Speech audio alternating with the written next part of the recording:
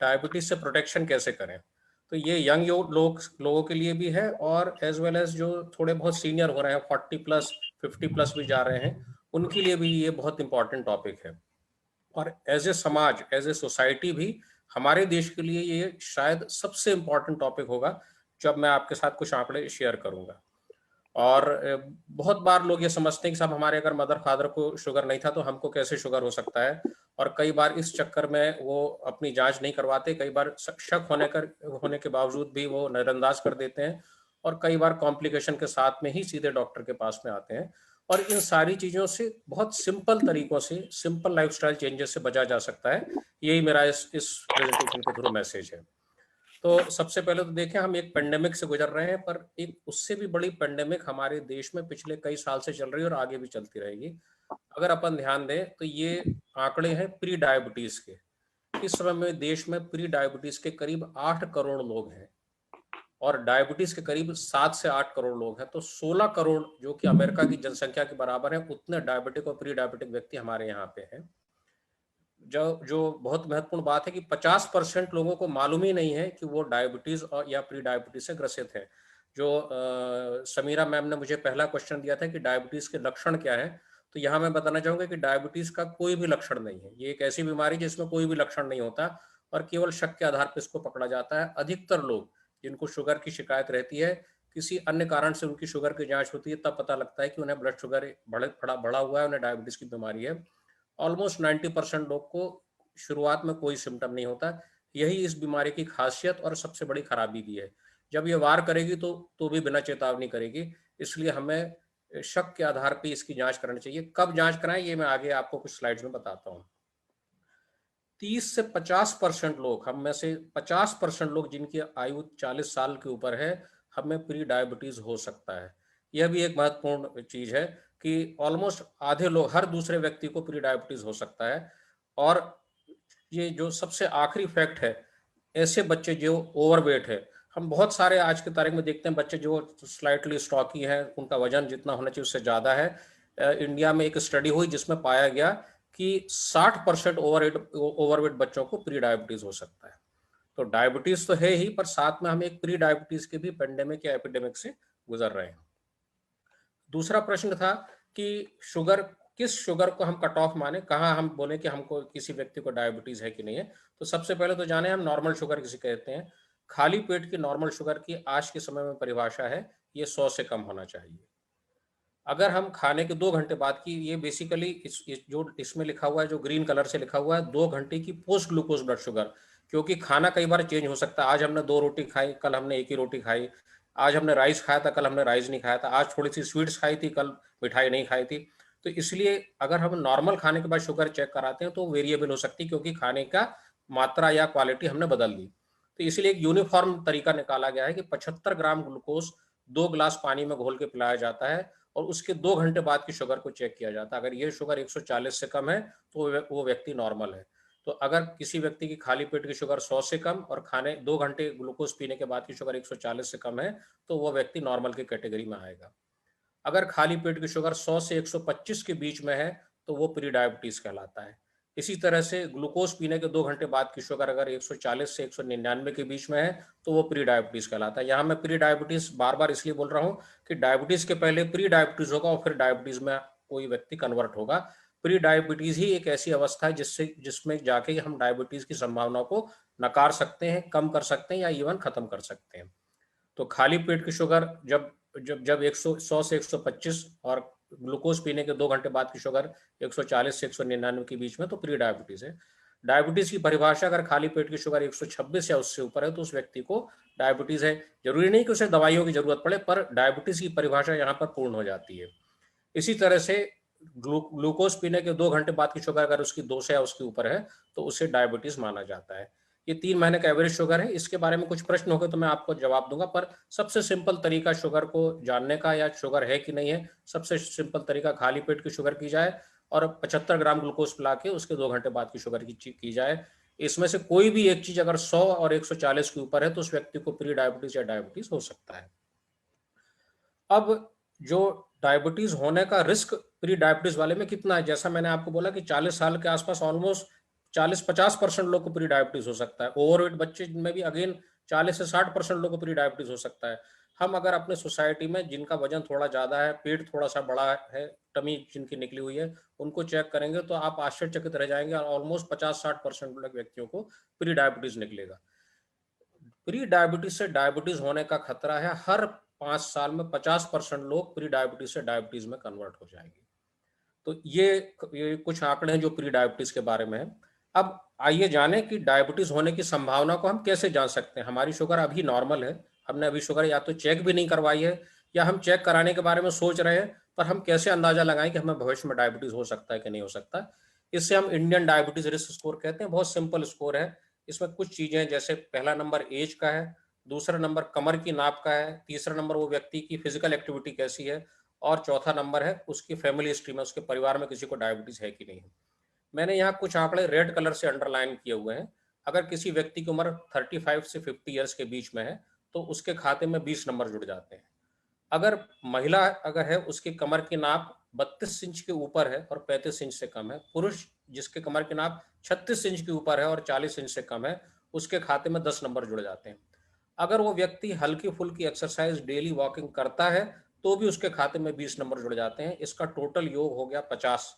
अगर किसी व्यक्ति का इंडियन डायबिटीज रिस्क स्कोर का जोड़ 50 है तो ऑलमोस्ट 30 से 50% चांस है कि उसको अगले 5 साल में डायबिटीज हो जाएगा। अब देखिए, इसमें परिवार की बात कहीं आई नहीं। सिंपली एज, कमर की नाप और बहुत हैवी एक्सरसाइज ना करने के कारण ही एक भारतीय व्यक्ति के अंदर डायबिटीज होने की संभावना ज्यादा हो जाती है।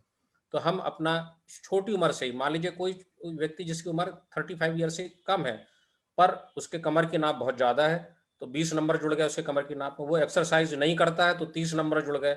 अगर उसके एक व्यक्ति, परिवार में एक भी व्यक्ति को डायबिटीज, परिवार मतलब माता पिता भाई बहन को डायबिटीज है, तो 40 से 50 नंबर हो जाते हैं। तो 30 साल से कम उम्र होने के बावजूद भी अगले 5 साल में उसको 30 to 40% चांस है कि उसको शुगर की बीमारी हो जाएगी।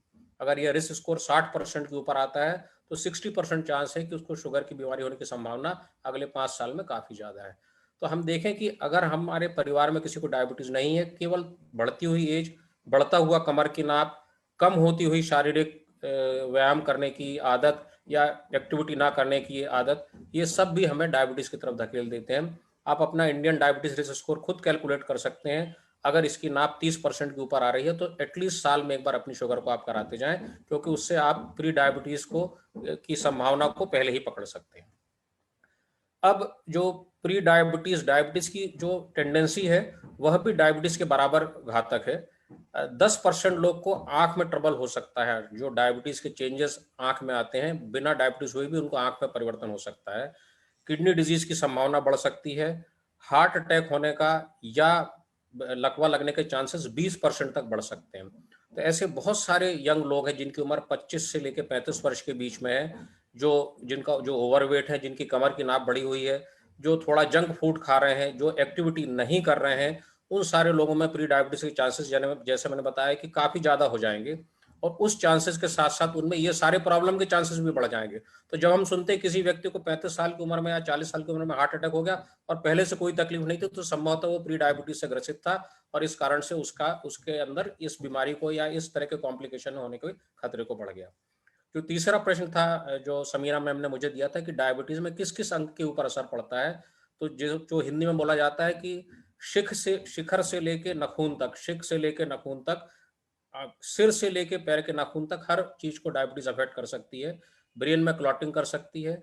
अधिक उम्र में अल्जीमर डिजीज जैसी या भूलने की बीमारी उत्पन्न कर सकती है।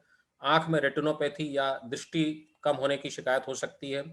हार्ट में हार्ट अटैक, ब्लड प्रेशर की संभावना बढ़ सकती है। किडनी के ऊपर किडनी फेल होने की संभावना, पेशाब में बार बार इन्फेक्शन होने की संभावना बढ़ जाती है। पैर की नसों में असर होने पर, पैर की नसों की खून की सप्लाई कम होने पर पैर में गैंग्रीन हो सकता है, या पैर में लगातार बहुत दर्द या जलन या बर्निंग, जिसे डायबिटिक न्यूरोपैथी कहते हैं, वह हो सकता है। तो हम देखें कि सिर से लेकर पैर के नाखून तक डायबिटीज किसी व्यक्ति को ग्रसित कर सकती है। प्रॉब्लम यह है कि इनमें से कोई भी बीमारी के पहले से चिन्ह नहीं मिलते, इसलिए समय समय पर हमको, इनफैक्ट साल में एक बार हमको इन सारे अंगों की, आईज, हार्ट, किडनी, पैर की नस और थायराइड की जांच साल में एक बार करवाते रहना चाहिए। अब कुछ जो इम्पॉर्टेंट फैक्ट मैं डायबिटीज के बारे में आपको बताना चाहता हूँ पहला तो ये है कि सब चीज कंट्रोल होने के बावजूद भी, शुगर कंट्रोल है, वेट भी ठीक है, कोलेस्ट्रॉल भी कंट्रोल है, ब्लड प्रेशर भी कंट्रोल है, वो व्यक्ति स्मोकिंग भी नहीं कर रहा है, फिर भी उसको ये सारे कॉम्प्लिकेशन जो मैंने आपको बताए थे आइज, हार्ट, किडनी में होने की संभावना सामान्य व्यक्ति की तुलना में अधिक रहती है। केवल मेडिकल ट्रीटमेंट इसका उत्तर नहीं है, और बहुत ज़्यादा सिग्निफिकेंट एविडेंस हमको ये बताता है कि किसी व्यक्ति का बिहेवियर या उसका साइकोलॉजिकल स्टेटस बताता है कि वो कितना जीवित रहने वाला है डायबिटीज के साथ में। ये बहुत इंपॉर्टेंट फैक्ट है। उसका मानसिक स्तर या मानसिक स्वास्थ्य बताता है कि उसका शारीरिक स्वास्थ्य कैसा रहेगा। कम से कम ये डायबिटीज के बारे में पूरी तरह से सत्य है। अब हम देखें कि डायबिटीज से हम बच कैसे सकते हैं। तो सबसे पहले देखें कि नॉर्मल हेल्थ क्या होती है। नॉर्मल हेल्थ के लिए मैंने एक बहुत सिंपल मॉडल को किया है। ये हो सकता है कि इसमें बहुत सारे साइंटिफिक फैक्ट्स को हमने जो बोलते हैं कंबाइंड कर दिया है, पर एक जनरल स्कीम ऐसी है। अगर हमारे जीन्स ठीक हैं, हमारी नींद नॉर्मल है, हमारी नींद की क्वालिटी ठीक है, और हम प्रॉपर सो रहे हैं। प्रॉपर सोने का मतलब कि 6 घंटे से ज्यादा और 8 घंटे से कम की नींद। 10 घंटे की नींद भी अच्छी नहीं मानी जाती, पर आज 6 घंटे की गहरी नींद हम ले रहे हैं। हम प्रतिदिन कुछ ना कुछ व्यायाम कर रहे हैं, हमारे आसपास का वातावरण ठीक है, पॉल्यूशन उसमें नहीं है, हम मेंटली हैप्पी हैं या सेटिस्फाइड हैं, हमारा खाना उचित है या बैलेंस डाइट है, साथ साथ हमारे जो सांस जिस प्रकार से ले रहे हैं वो नॉर्मल है, हम ओवर ब्रीदिंग नहीं कर रहे हैं, हम हमारा सांस लेने का तरीका ठीक है। इसके बारे में मैं आपके प्रश्न का उत्तर बाद में दूंगा, कैसे सांस लेने का तरीका ठीक नहीं होता। इन सारी चीजों के चलते हुए जो भी भोजन हम करते हैं उसके बाद बॉडी कुछ केमिकल्स बनाती है। इनको हम कह सकते हैं हेल्दी केमिकल्स हैं। ये हमारे सारे शरीर के इंटरनल जो अंग है उनको बैलेंस में रखते हैं। हमारी बॉडी पूरी तरह से बैलेंस रूप में काम करती रहती है। Heart, kidney, liver, eyes, pancreas, ये सब एक दूसरे के सामंजस्य में काम करते हैं। शरीर में हमेशा किसी भी सिस्टम में, आदमी के शरीर में नहीं, किसी भी सिस्टम में जो बोलते हैं जनरेशन और डिस्ट्रक्शन, इसकी प्रक्रिया चलती रहती है। तो हमारे शरीर में भी जो खराब सेल्स हो गए हैं, जो मृत टिश्यू है, उसको बॉडी से निकालने के लिए इन्फ्लेमेशन की प्रक्रिया चलती रहती है। जो कंट्रोल रहे तो ठीक है, क्योंकि खराब टिश्यू निकल जाएगा, हेल्दी टिश्यू बचा रहेगा। तो अगर हम हमारे साथ में ये सारे फैक्टर हैं, जीन्स, नींद, रेगुलर व्यायाम, हमारा एनवायरनमेंट, हमारा मेंटल स्टेटस, हमारा बैलेंस डाइट और हमारा सांस लेने का तरीका, तो बॉडी हैप्पी केमिकल्स या हेल्दी केमिकल्स बनाती है जो बॉडी को बैलेंस में रखते हैं और डिस्ट्रक्शन की प्रक्रिया को कंट्रोल में रखते हैं, और पूरा शरीर हेल्दी रहता है। बॉडी भी हेल्दी है और ब्रेन भी हेल्दी, जो कि बहुत आवश्यक है। ये समझ लीजिए एक हेल्थ का मॉडल हो गया। अब देखें डायबिटीज का मॉडल क्या है या किसी भी बीमारी का मॉडल क्या है। हमारे जीन्स में कोई डैमेज है, हमारी नींद प्रॉपर नहीं है, हम एक्सरसाइज नहीं कर रहे हैं, हमारे आसपास एनवायरमेंटल पॉल्यूशन बहुत ज़्यादा है, हमारा माइंड सेट ठीक नहीं है, हम लगातार तनावग्रस्त हैं, हम जंक फूड ले रहे हैं। इनमें से कोई भी चीज़ होने पर, जरूरी नहीं कि सारी चीज़ें एक साथ हो या केवल खाना ही हमारा गड़बड़ है, इनमें से कोई भी चीज़ एक साथ होने पर, साथ साथ हमारी जो ब्रीदिंग की जो तरीका है, जो हमारे सांस लेने का तरीका है, वो नॉर्मल नहीं है। इन सारी चीज़ों के बाद में हम जो भी खाना खा रहे हैं वो हार्मफुल केमिकल्स में बदल जाता है। ये हार्मफुल केमिकल्स हमारे इंटरनल बैलेंस को डिस्टर्ब कर देते हैं, और इन्फ्लेमेशन नाम की प्रक्रिया, जो कंट्रोल रहे तो बॉडी के काम की है, जब अनकंट्रोल रहे तो शरीर को खुद ही डैमेज करने लगती है। इन्फ्लेमेशन का अगर हिंदी अनुवाद करें तो उसका मतलब होता है दहन। जैसे स्लो फ्लेम बोलते हैं, जो धीमी आंच बोलते हैं, वह धीमी आंच हमारे शरीर के सारे अंगों को डैमेज करने लगती है। Brain, heart, kidney, pancreas, liver, पाचन सिस्टम, हमारे जोड़, हमारे नसें, ये सारी की सारी डैमेज होने लगती है। तो ये डायबिटीज का या किसी भी क्रॉनिक बीमारी का, चाहे डायबिटीज कहे, चाहे वात कहे, चाहे हृदय रोग कहे, चाहे लगातार क्रॉनिक फटीग की बीमारी कहें, उनका जो बीमारी का मॉडल है वो यही है। और अगर इस मॉडल को हम ब्रेक कर सकते हैं, इसको हम कहीं कहीं पे बैरियर लगा सकते हैं, तो हम डायबिटीज से बच सकते हैं। अब एक बार ये सारी प्रक्रियाएं शुरू हो जाने के बाद में हम अपना डाइट ठीक कर लें तो भी हार्मफुल केमिकल बनते हैं, तो भी बॉडी में दहन की प्रक्रिया चलती रहती है। तो ये प्रक्रिया पूरी तरह से ऑटोमेटिक हो जाती है। जब तक हम इन सारी चीजों के ऊपर कंट्रोल नहीं करते हैं, जब तक हमारा इंटरनल बैलेंस, इन बॉडी में डैमेज, हार्मफुल केमिकल का बनना, बॉडी के सारे फंक्शन का गड़बड़ हो जाना, ये कंटिन्यूअसली जारी रहता है। तो इसलिए हमें हर जगह पर काम करना, हर जगह पर बैरियर लगाना है, जिससे कि हम डायबिटीज की प्रक्रिया को रोक सकें। अगर डायबिटीज है तो साइड इफेक्ट की, उसके खराब असर की प्रक्रिया को हम रोक सकें।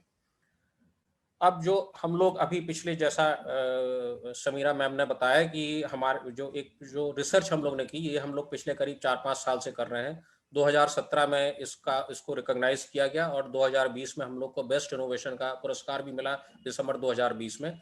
तो ये एक हम लोग ने डायबिटीज रिकवरी प्रोग्राम बनाया है, अगर आपको डायबिटीज है तो आप साइड इफेक्ट्स या उसके खराब असर से बच सकते हैं। अगर आपको डायबिटीज नहीं है तो आप डायबिटीज से बच सकते हैं। इसके पार्ट है diabetes recovery diet, respiratory training. जो मैं रेस्पिरेशन की बात कर रहा था, जब कोरोना की शुरुआत हुई, जब हम लोग ने अपने क्लिनिक शुरू किए तो हम लोग को उस मरीज का गवर्नमेंट की तरफ से आदेश था कि उसकी ब्रीदिंग की रेट 1 मिनट में वो कितनी सांस लेता है गिने। तो मुझे ये बहुत आश्चर्य हुआ कि जितने डायबिटीज के पेशेंट आते थे उनमें कोरोना ना होने के बावजूद भी उनकी सांस लेने की गति नॉर्मल व्यक्ति के, बिना डायबिटीज वाले व्यक्ति की तुलना में बहुत ज्यादा रहती थी, और उसे बाहर से पता भी नहीं लगता था ना। इनफैक्ट हम लोग को इस चीज का अंदेशा था, क्योंकि कभी सांस की गति, अगर व्यक्ति सांस की ट्रबल नहीं बताता तो हम नहीं नापते हैं। पर जब हम लोग ने देखना शुरू किया तो समझ में आया कि यंग लोग जिनको 30s में डायबिटीज है या जिनको प्री डायबिटीज है या जो ओवरवेट है, उनका ब्रीदिंग का, सांस लेने का तरीका गड़बड़ हो गया था। तो हमने इसमें रेस्पिरेटरी ट्रेनिंग, एक तरह के प्राणायाम, इनफैक्ट कई तरह के प्राणायामों का समावेश किया। रेगुलर एक्सरसाइज जो कि हर व्यक्ति कभी भी कर सके, उसे किसी तरह का उसमें हिंड्रेंस नहीं रहे, ठंड का, गर्मी का, बिजी होने का, समय कम होने का, जिसके बारे में हम बाद में बात करेंगे। कुछ तरह का मेंटल मैनेजमेंट, जैसे आप स्वावलोकन करते हैं तो उसी की तर्ज पे कुछ तरह का मेंटल मैनेजमेंट। और स्लीप ट्रेनिंग, बिना दवाई दिए कुछ ऐसे तरीके जिनसे हम व्यक्ति की नींद को 6 घंटे की कर सकें और डीप स्लीप को इंड्यूस कर सके। जब हम ऐसा करते हैं तो हम शरीर के हेल्थ मॉडल की नकल करने लगते हैं, उसको मिमिक करते हैं, और हैप्पी हेल्दी केमिकल्स बनते हैं, और जिससे हमारी बॉडी फिर इंटरनल बैलेंस में जा सकती है। जो हम लोगों ने वैज्ञानिक अध्ययन किया तो उससे समझ में आया कि बिना दवाइयां बढ़ाए हम शुगर कंट्रोल कर पाए, ब्लड प्रेशर कंट्रोल कर पाए, हार्ट को प्रोटेक्शन दे पाए, जो इंटरनल जो बॉडी के अंग हैं उनको हम प्रोटेक्शन कर पाए, उनको हम फिर से रीबैलेंस कर पाए। तो इसलिए डायबिटीज रिकवरी प्रोग्राम को जो पूरे देश में रिकॉग्निशन मिला, और ये सिंपल मॉडल है, इसे कोई भी व्यक्ति थोड़े से ट्रेनिंग के बाद में चालू कर सकता है। अब आप देखिए कि अब जो बीमारी की शुरुआत होती कैसे है, हमारे खराब जीन से, नींद की क्वालिटी से, इनएक्टिविटी से, पॉल्यूशन से, हमारे माइंडसेट से, जंक फूड से, हानिकारक केमिकल्स बनने से, बॉडी में इन्फ्लेमेशन की प्रक्रिया लगातार चालू होने से। अनफॉर्चुनेटली इनकी कोई भी दवाई नहीं है। कुछ दवाइयां हैं जैसे इन्फ्लेमेशन की है, पर वो पार्शियल है। हार्मफुल केमिकल्स को कंट्रोल करने की कोई दवाई नहीं है। अगर हमारी ब्रीदिंग का तरीका गड़बड़ है तो हम उसको ठीक करने के लिए कोई दवाई हमारे पास में नहीं है। पर हमारे पास में ये लाइफस्टाइल चेंजेस है जिनके जरिए हम लगभग सारी चीजों को एड्रेस कर सकते हैं। ऐसा नहीं कि दवाइयां आवश्यक नहीं है, इनफैक्ट कई दवाइयां अत्यधिक आवश्यक हैं। इसके बारे में किसी को शक नहीं होना चाहिए कि कई दवाइयां अत्यधिक आवश्यक हैं। पर इनके साथ साथ उनके उनके असर को बढ़ाने के लिए, और इनफैक्ट वो जिन चीजों को एड्रेस नहीं कर पाती, उनके लिए हमें ड्रेम्स, diet, respiration, exercise, mind management and sleep training, इस प्रोग्राम का नाम हम लोग ने DREMS दिया है, उसका हम उपयोग कर सकते हैं। अब हम शॉर्ट में देखते हैं कि ड्रेम्स क्या है, इसके छोटे इन अंगों को 4-5 स्लाइड में हम देखते हैं। सबसे पहले तो जो डायबिटीज रिकवरी डाइट है, हमारा खाना, इनफैक्ट कहा जाता है कि अगर आपने खाने को दवाई की तरह लिया तो दवाई को खाने की तरह नहीं खाना पड़ेगा। इसका मतलब कि हम अपने खाने से हम दवाई की जरूरत को कम कर सकते हैं। तो जो हमारी डाइट है उसका प्रिंसिपल समझ लें, क्योंकि जो जो हम लोग एक्चुअल डाइट बनाते हैं उसमें बहुत सारे प्रश्न पूछते हैं, उसके पूरे उसके जीन्स के बारे में असेसमेंट करते हैं और फिर डाइट को करते हैं। पर प्रिंसिपल यही है उसके कि जो वेजि कुक्ड वेजिटेबल्स एंड सैलड्स, जो सलाद और वेजिटेबल है, दिन में कम से कम 5 से 7 कटोरी आपको खाना है। हर भोजन में अगर अपन 1 से 2 कटोरी ये इनको जोड़ेंगे तो हम दिन भर में 5 से 7 कटोरी ले पाएंगे। जो ग्रेन्स है, गेहूं, चावल, ज्वार, बाजरा बनने वाली चीज, हम लोग ने ये नोटिस किया कि इनकी मात्रा बहुत ज्यादा हमारे खाने में हो जाती है। इसे 5 सर्विंग या उससे कम करना। 5 सर्विंग का मतलब है कि अगर कोई व्यक्ति ने सुबह 1 कटोरी पोहा खा लिया तो उसके खाते में रोटी और चावल के लिए केवल 4 चीजें बची। अगर उसने सुबह 2 रोटी, शाम 2 रोटी खा ली तो उसने ग्रेन का कोटा पूरा कर लिया। ये छोटे में मैंने आपको बताया। हमारे खाने में, जबकि ये इंटीग्रल पार्ट था, जो पल्सेस हैं और फलियां हैं। पल्सेस मतलब दाल, किसी भी तरह की दाल, चना, छोला, राजमा, सोयाबीन, मटर, मूंग, लोबिया, या जो फलियां हैं जैसे सेम है, बरबटी है, उनकी मात्रा धीरे धीरे कम होती जा रही है। किसी भी प्रकार से हमको इसकी 3 सर्विंग या 3 कटोरी या उससे ज्यादा लेना है। मिल्क की मात्रा हमको लिमिट में रखना। अगर आपको मिल्क से तकलीफ है तो आप इसे बंद भी कर सकते हैं, पर 3 डेयरी प्रोडक्ट, 3 सर्विंग तक आप इसको ले सकते हैं। अगर आप शाकाहारी हैं तो, और या तो आप एग खाने में जोड़ सकते हैं। अगर एग नहीं लेते हैं तो थोड़ा प्रोटीन पाउडर चाहिए, क्योंकि इंडियन कॉमन डाइट में प्रोटीन की मात्रा कम हो जाती है। फ्रूट्स लेना है लेकिन सीमित मात्रा में लेना है। कुछ चीजें ऐसी हैं जैसे अखरोट, जिन्हें हम 20 से 25 ग्राम पर वीक ले सकते हैं। जो ब्लू कलर के फल है, जैसे जो सबसे कॉमनली हमारे यहाँ मिल जाता है और जो जो थोड़ा सा अफोर्डेबल भी है, जैसे ब्लैक करंट जूस है, काले अंगूर का जो जूस है, रियल कंपनी का 100 ml का मिलता है, ये ट्वाइस अ वीक हम ले सकते हैं। खाने को हमें साथ में लेना है, केवल एक चीज नहीं, हमें हर खाने में सैलेड को और दालों को जोड़ना है, तो जिससे हमारी शुगर बढ़ नहीं पाती है। नॉन वेजिटेरियन खाना भी हम ले सकते हैं, इसको हम ट्वाइस अ वीक तक ले सकते हैं।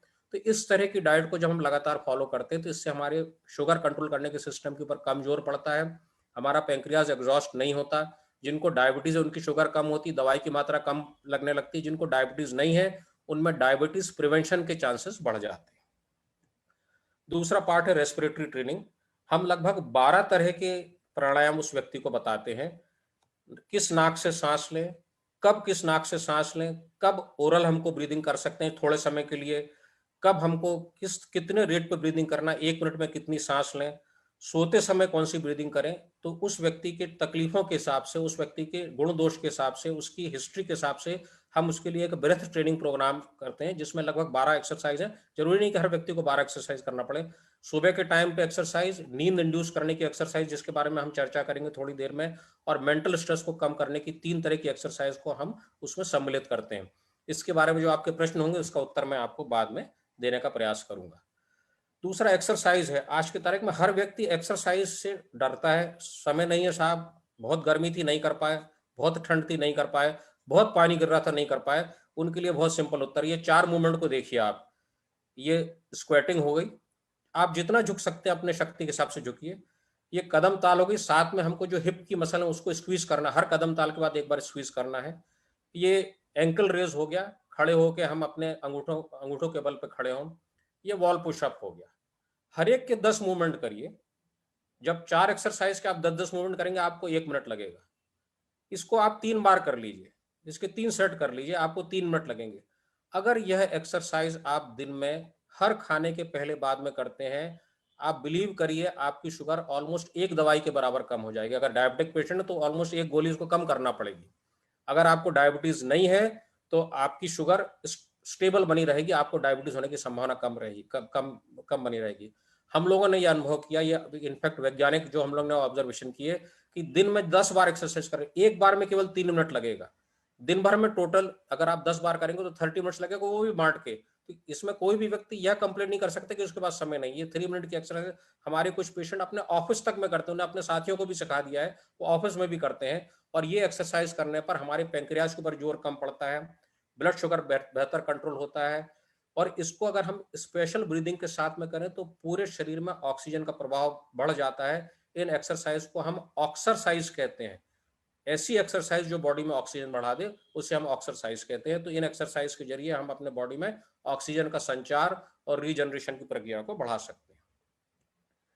फिर पार्ट आता है मेंटल और ब्रेन मैनेजमेंट का। जैसा आप स्वावलोकन करते हैं ऐसी कुछ मेडिटेशन, सिंपल मेडिटेशन है जो 5 मिनट के अंदर किया जा सके। 3 तरह के मेडिटेशन है, एक फोकस मेडिटेशन है, एक माइंडफुलनेस मेडिटेशन है, और एक लविंग काइंडनेस मेडिटेशन है। इनफैक्ट जब हम लोग ने इस पर रिसर्च शुरू की तो सुन के थोड़ा अजीब लगता था, तो जिसे हिंदी में कहते हैं बचकाना लगता था कि अरे ऐसा भी सोच के कोई आज व्यक्ति मेडिटेशन कर सकता है। लेकिन जब लोगों को हमने करवाया और स्वयं करना किया, और सबसे बड़ी चीज है कि हमने फिजिकल डेटा कलेक्ट किया, हमने उनकी ब्रेन वेव को जब नापना शुरू किया तो समझ में आया कि जैसे ही वो इस तरह का कोई मेडिटेशन करते हैं, विद इन मिनट्स उनकी ब्रेन वेव उनके शांत ब्रेन को दर्शाना शुरू कर देती है।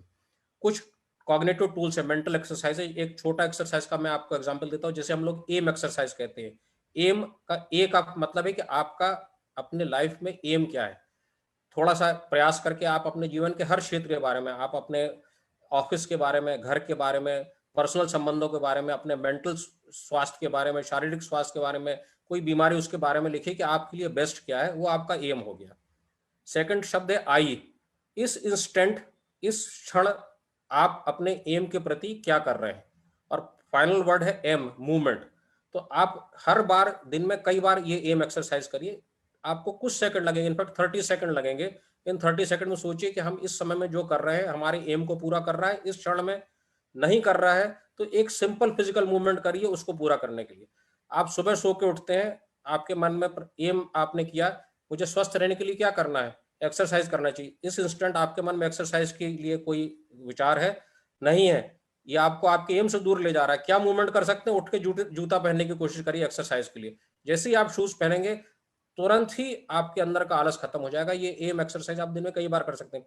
किसी से बातचीत कर रहे हैं, ऑफिस में बैठे हैं, जैसे ही आपको तनाव होता है, आप एम का प्रयोग करेंगे और आपको लगेगा कि क्या इस इंस्टेंट मैं अपने मेंटल स्वास्थ्य के प्रति ईमानदार हूं, क्या मैं नाराज होकर नेगेटिव भावना के साथ में अपने मेंटल स्वास्थ्य के प्रति मेरा एम पूरा हो रहा है, आप तुरंत ही वो इमोशन आपका डिफ्यूज हो जाएगा। तो इस तरह की कुछ छोटी एक्सरसाइज है जो हम अपने पेशेंट को मेंटल ब्रेन मैनेजमेंट की सिखाते हैं, क्योंकि अगर मेंटली हम स्ट्रेस्ड आउट है तो हम डायबिटीज से बचने के लिए या डायबिटीज के इलाज के लिए कोई भी मेंटल एफर्ट नहीं कर पाएंगे, ये आंकड़े कहते हैं। और जैसा मैंने बोला कि बहुत बड़ी एक प्योर स्टडी हुई थी आज से करीब कुछ साल पहले, जिसमें सबसे बड़ा फैक्टर मृत्यु के पीछे निकला था उस पेशेंट का बिहेवियर। तो बिहेवियर हमको ठीक करना है।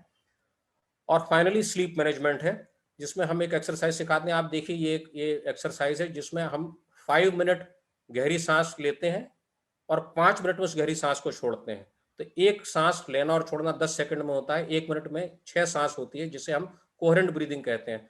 सोने के पहले केवल घड़ी के कांटे देख के, और आज के तारीख में बहुत सारे ऐप अवेलेबल है, फ्री ऐप अवेलेबल है जो आपको कोहेरेंट ब्रीदिंग सिखा देंगे। 5 सेकंड में इन ब्रेथ, जैसा ये इन ब्रेथ हो रही है, और 5 सेकंड में उस सांस को हमको छोड़ना है।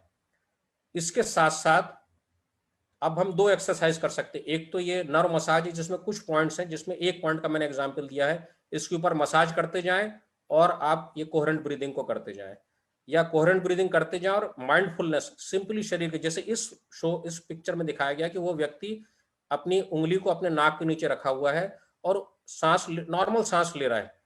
उस उंगली के ऊपर जो भी अनुभव हो रहा है, जो भी सेंसेशन हो रहा है, ये माइंडफुलनेस एक्सरसाइज का एक एग्जांपल है। ऐसा करने पर बहुत बार दवाई की जरूरत कम हो जाती है, नींद की क्वालिटी बढ़ जाती है। फाइनली कुछ तरह के स्लीप म्यूजिक होते हैं जो ब्रेन में स्लीप वेव को उत्पन्न करते हैं। इनके उपयोग से हम उस व्यक्ति को गहरी नींद की अवस्था में या नींद की क्वालिटी इंप्रूव कर सकते हैं। तो जो DREM से diet, respiration, exercise, mental management और स्लीप इंडक्शन, इनके जरिए हम डायबिटीज या किसी भी क्रॉनिक बीमारी के मूल कारणों के ऊपर रोक डाल सकते हैं और उस बीमारी को या तो कम कर सकते हैं, कॉम्प्लिकेशन कम कर सकते हैं, या उससे हम बच सकते हैं। इस रिसर्च को जैसा मैंने बताया कि 2 बार इसको पुरस्कृत किया जा चुका है, और अब इस रिसर्च को हम लोगों ने धीरे धीरे करके, पहले पेशेंट की तरफ से भी वो रेजिस्टेंस रहता था कि डॉक्टर साहब सिर्फ दवाइयां लिखें, लेकिन अब हम लोग देखते हैं कि पेशेंट भी इसके लिए प्रति रिसेप्टिव हो गए हैं, और बहुत सारे पेशेंट अब खुद आके पूछते हैं कि साहब हमको ये इस लाइफस्टाइल के बारे में जानकारी चाहिए। और जो ये ऑनगोइंग प्रक्रिया हो गई, पहले तो हमने रिसर्च किया जिसमें हमने पाया लगभग 100 पेशेंट में हमने देखा कि बहुत अच्छे रिजल्ट थे, और अब उसके बाद में हम देखते हैं कि जो डे टू डे लाइफ में जो भी पेशेंट, इनफैक्ट पूरा पार्ट, कुछ लोग डाइट और एक्सरसाइज कर पाते हैं, कुछ लोग डाइट और ब्रीदिंग की ट्रेनिंग लेते हैं, कुछ लोग डाइट और नींद वाली एक्सरसाइज कर पाते हैं, कुछ लोग डाइट और नर्व मसाज कर पाते हैं, या डाइट और साथ में मेंटल मैनेजमेंट करते हैं। पार्शियल भी अगर करते हैं तो उनका रिस्पॉन्स अच्छा रहता है। तो इस प्रकार से मैंने आपको बताया कि किस तरह से सिंपल लाइफस्टाइल चेंजेस से हम डायबिटीज अगर है तो उसके कॉम्प्लिकेशन से बच सकते हैं, दवाइयों की जरूरत कम कर सकते हैं। अगर डायबिटीज नहीं है तो उसकी संभावना से हम बच सकते हैं। बहुत बहुत धन्यवाद पेशेंट हियरिंग के लिए, और अगर आपके कोई भी प्रश्न होंगे उसका उत्तर देने का मैं प्रयास करूंगा। बहुत बहुत धन्यवाद एक बार फिर IOIC को, दुबे साहब को, आप सारे सदस्यों को, और स्पेशली समीरा मैम को मेरा बहुत बहुत धन्यवाद। Thank you very much. Thank you जी। हमारे हस्बैंड को डायबिटीज थी और वो 7-8 महीने पहले एक्सपायर हो गए। अब डायलिसिस पे चले गए थे। We are really तो sorry. उसके बाद अब हम लोग थोड़े स्ट्रेस में रहते हैं। तो हम लोगों को भी डर रहेगा क्या डायबिटीज का? मैडम, डायबिटीज छूत की बीमारी नहीं है, ये किसी एक से दूसरे व्यक्ति को नहीं लगती है, लेकिन ये पारिवारिक जरूर है। जैसा मैंने बताया डायबिटीज रिस्क स्कोर के बारे में कि अगर किसी के व्यक्ति के घर में पारिवारिक हिस्ट्री है, माता पिता या भाई बहन किसी को डायबिटीज है, तो उससे डायबिटीज होने की संभावना है। अगर पारिवारिक हिस्ट्री नहीं है पर अगर हमारा वेट ज्यादा है, हम एक्सरसाइज नहीं कर रहे हैं, और हमारा खाना ठीक नहीं है, तो भी हमें भविष्य में डायबिटीज हो सकता है। तो इसीलिए अगर इनमें से कोई भी फैक्टर है, और दूसरा में जैसे मैंने हमको बताया कि असल में जी बोलिए बोलिए। हमको असल में 8 दिन से ब्रीथ लेने में तकलीफ हो रही है, इसलिए लगा। जी जी, नहीं, उसका मैडम सबसे सिंपल तरीका है, डायबिटीज है कि नहीं, अपन शुगर की जांच करा लें। जैसा मैंने आपको नंबर भी बताया था कि खाली पेट की शुगर अगर हमारी 100 से कम है तो नॉर्मल है, और ग्लूकोज पीने के 2 घंटे बाद की शुगर अगर 140 से कम है तो नॉर्मल है, और 3 महीने का एवरेज शुगर 5.7% से कम होना चाहिए। तो सबसे सिंपल तरीका कि हम खाली पेट की जांच और 75 ग्राम ग्लूकोज पी के उसके 2 घंटे बाद की जांच करा लें।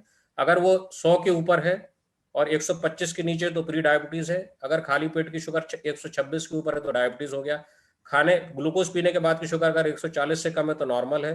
140 से 200 के बीच में प्री डायबिटीज है, और अगर 200 के ऊपर है तो डायबिटीज है। तो अगर इनमें से कोई भी आंकड़ा आता है आपकी जांच में, तो फिर आपको डायबिटीज संबंधी सारे प्रिकॉशन रखना। और बहुत बार अगर शुरुआती शुगर है या प्री डायबिटीज है तो बिना दवाई के भी हम उसे वापस कर सकते हैं।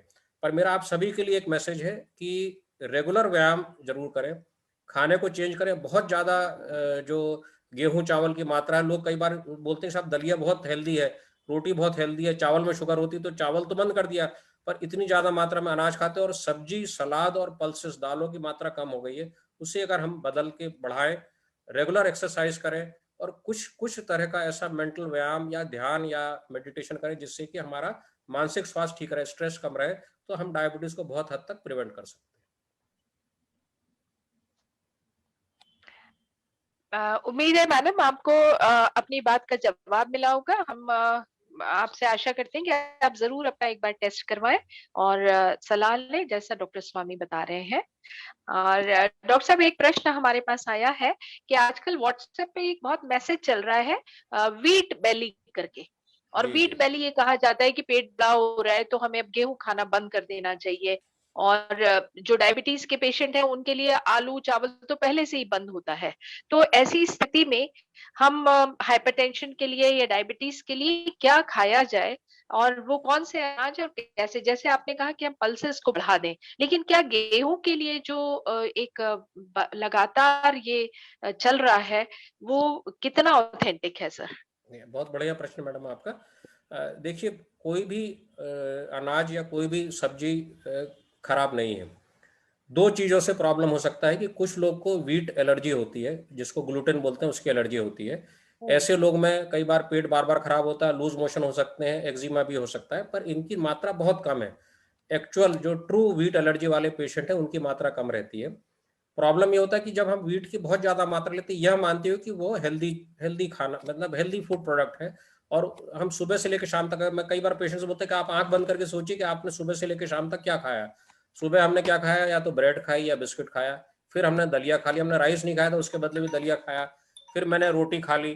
तो इस तरह से धीरे धीरे धीरे धीरे उनकी उनके खाने में वीट की मात्रा अधिक हो जाती है। जरूरत से ज्यादा वीट या कोई भी अनाज अगर अपन लेते हैं तो वो कैलोरी में को ऐड करता है। साथ साथ जो कार्बोहाइड्रेट है, उसकी व्हीट में कार्बोहाइड्रेट रहता है, कार्बोहाइड्रेट की ज्यादा मात्रा अगर लेते हैं और जो हम बर्न नहीं कर पाते वो फैट में कन्वर्ट हो जाती है, इसलिए पेट निकलने लगता है, उसे वीट बेली कहा जाता है। वीट बंद करने की आवश्यकता नहीं है, उसकी मात्रा को कंट्रोल करने की जरूरत जरूर है। जैसा मैंने बोला कि मैक्सिमम लोग को, जो हम अगर हम देखें तो स्लाइटली थोड़ा ओवरवेट हम में से अधिकतर लोग होते हैं, 70-80% स्लाइट ओवरवेट, बहुत ओवरवेट नहीं पर स्लाइट ओवरवेट होते हैं।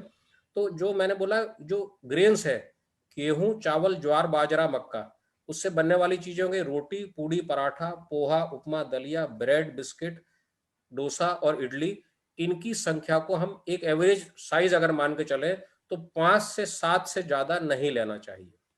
जैसा मैंने एग्जाम्पल दिया कि सुबह हमने मान लीजिए 1 कटोरी पोहा ले लिया, दोपहर में 2 रोटी ले ली, शाम को 2 रोटी ले ली, तो 6 सर्विंग हमने ले ली। अब एक सर्विंग की हमारे पास में अगर हम 7 मान के चलते हैं, अगर वजन ज्यादा है तो उसको 5 के ऊपर रोकना है, तो बंद नहीं करना है, उसकी सर्विंग को हमको कंट्रोल करके रखना है। बहुत बार लोगों को जब रोटी की मात्रा ज्यादा रहती है भूख लगती है, उसको कैसे शांत करें? आप कुक्ड वेजिटेबल्स बढ़ाएं। कच्चा सलाद लगातार खाने की जरूरत नहीं, वो तो 1 कटोरी 3 बार ले लें, उसका कोटा हो जाएगा। कुक्ड वेजिटेबल एटलीस्ट 3 कटोरी पर डे, जिसमें से कि कोशिश करें कि कम से कम एक बार उपलब्धता के हिसाब से फलियों वाली सब्जी हो, सेम बरबटी या किसी तरह की फली। और जो दाल है वो कम से कम 2 कटोरी लें। जब आप ऐसा खाना शुरू करेंगे, एक हफ्ते के बाद में जो अप्राकृतिक भूख है, जो केवल गेहूं या चावल खाने से बढ़ जाती है, वो ग्रेजुअली ग्रेजुअली कम हो जाती है। धन्यवाद सर, बहुत महत्वपूर्ण था ये, क्योंकि सभी लोग बढ़ते हुए पेट से परेशान रहते हैं और उसके लिए एक्सरसाइजेस ढूंढते रहते हैं। और खास तौर से अब ये पेंडेमिक के समय में जब हम बहुत ज्यादा बैठ के काम कर रहे हैं, ऑनलाइन काम कर रहे हैं, तो आपकी ये सलाह बहुत ही महत्वपूर्ण है। और डॉक्टर साहब एक क्वेश्चन और आया था कि हम जो विनेगर का यूज करते हैं, और आजकल जो बहुत ज्यादा ऑफ्ट कोटेड है एप्पल सिडर विनेगर, जो क्योंकि हमारी यहाँ ज्यादातर हिंदुस्तान में अपनी जो ओरिजिनल चीजें उनको छोड़ के हम बाहर से जो आ रही होती है चीजें उनकी तरफ ज्यादा ध्यान देते हैं। इसके लिए बार बार कहा जाता है कि एप्पल साइडर विनेगर जो ले है वो हम गर्म पानी के साथ या सुबह खाली पेट ले लें 1 चमचा। और उसके अलावा क्या हम जामुन का विनेगर या जो पहले हम यूज करते थे शुगर केन मतलब गन्ने का जो हम विनेगर यूज करते थे पुराने हमारे घरों में बना करते थे, वो जरूर हर खाने में यूज किया जाता था, सिरका जिसको हम कहते हैं। तो इसकी डायबिटिक के साथ पेशेंट के साथ किस तरह की ऑथेंटिसिटी होती है सर? मैम, जो एप्पल साइडर विनेगर है एक्चुअली उसके बारे में वैज्ञानिक अध्ययन हो चुके हैं, और जी। डाइट के साथ लेने में, खाने के साथ में पानी, 1 ग्लास पानी के साथ में थोड़ी मात्रा में एप्पल साइडर विनेगर लेने से जो उस खाने के बाद बढ़ने वाली शुगर है वो ब्लंट हो जाती है, मतलब एकदम से स्पाइक नहीं करती। तो एप्पल साइडर विनेगर के बारे में तो वैज्ञानिक अध्ययन है कि उसके उस खाने के साथ हम जब लेंगे तो वो शुगर को बढ़ने से कम करेगा। ऐसा नहीं कि एकदम ठीक कर देगा, बट हाँ, स्पाइक नहीं होगा। और ये स्पाइक को रोकना भी बहुत आवश्यक है, क्योंकि शुगर अगर थोड़े समय के लिए भी बहुत ज्यादा बढ़ती है फिर एकदम नॉर्मल हो जाती है। ये सडनली बढ़ने वाली शुगर भी हार्ट प्रॉब्लम के पीछे एक महत्वपूर्ण कारण रहता है। तो एप्पल साइडर विनेगर का हम उपयोग कर सकते हैं। और अगर हम खाने के पहले जो सैलेड, जैसा हम अपने डाइट चार्ट में बताते हैं कि सबसे पहले खाने के आप सैलेड और कोई भी तरह का नट्स अगर आप अफोर्ड कर सकते हैं तो अखरोट या बादाम, और नहीं तो मूंगफली आप खाना खाने के पहले सलाद के साथ में ले लीजिए। उसके बाद में जब आप खाना खाते हैं उससे भी शुगर का जो स्पाइक है या सडनली शुगर बढ़ती है वो भी ब्लंट हो जाती है, या वो धीमे धीमे धीमे बढ़ती है। तो yes, Apple cider vinegar can be use, ये है। जामुन के सिरके या दूसरे सिरके के बारे में मैकेनिज्म हो सकता है, पर उसके बारे में कोई वैज्ञानिक अध्ययन या कोई बड़ी स्टडी अभी तक उपलब्ध नहीं। ठीक है sir, thank you for this answer.